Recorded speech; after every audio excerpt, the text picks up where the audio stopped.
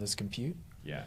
I think Kwant has a need over there, like you're saying, a lot of the strict security, some of the most stringent security requirements are going to be on these sites, and Kwant plugs nicely in this environment for sure. Yeah, I think one of the key requirements on these data centers was fatigue management, right? Where just like in trucking, there was a ELD compliance requirements. A lot of injuries and incidents happen when workers work beyond a certain hours, and we need to be able to accurately track those hours so that we can prevent the injuries from happening, and also like kind of motivate these workers to take some rest, right? And these extreme heat conditions, like in Phoenix or Texas, there's a lot of OSHA regulations right now where a worker needs to take a break and drink a water. So Quant can enable those things from understanding, like has the worker gone into a water break? What's the temperature of the job site? And is the worker working long hours? Does he need a break? And I think those are really valuable insights that we can provide to the data centers. Yeah.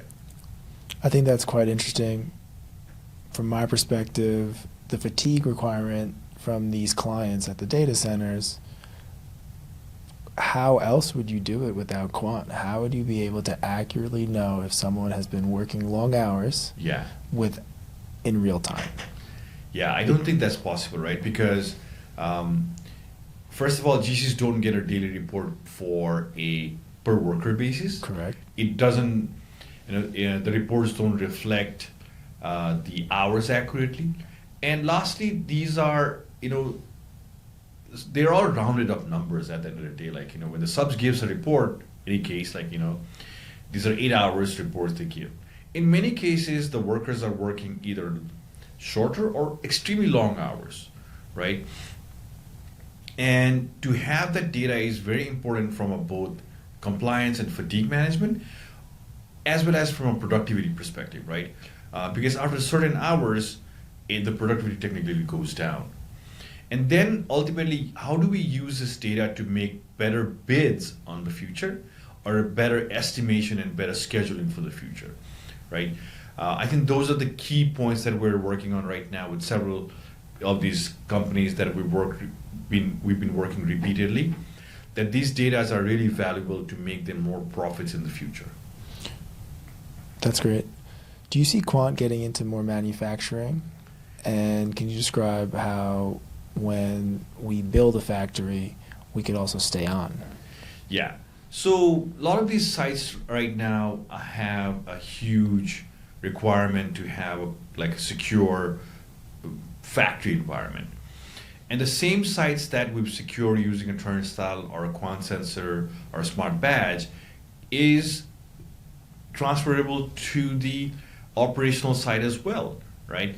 And we're talking to several manufacturing companies where they have an interest in transferring this knowledge or the hardware from the construction side to the operational part of the factory as well.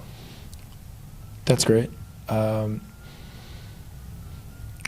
do, before we end, want to discuss some major news with you.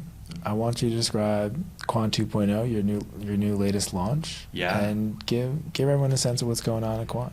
Yeah, so Kwant 2.0 is a new and evolution of our system that we've learned for the last 4 years of working with hundreds of customers that we've served, and we've heard them, and we've released a new platform that we call it Kwant 2.0, that we break it down in a couple of parts, right? One, it's a upgraded UI that is really seamless, easy to drill down, high insights upon how to and making the insights more actionable and all that. So that's one part of that.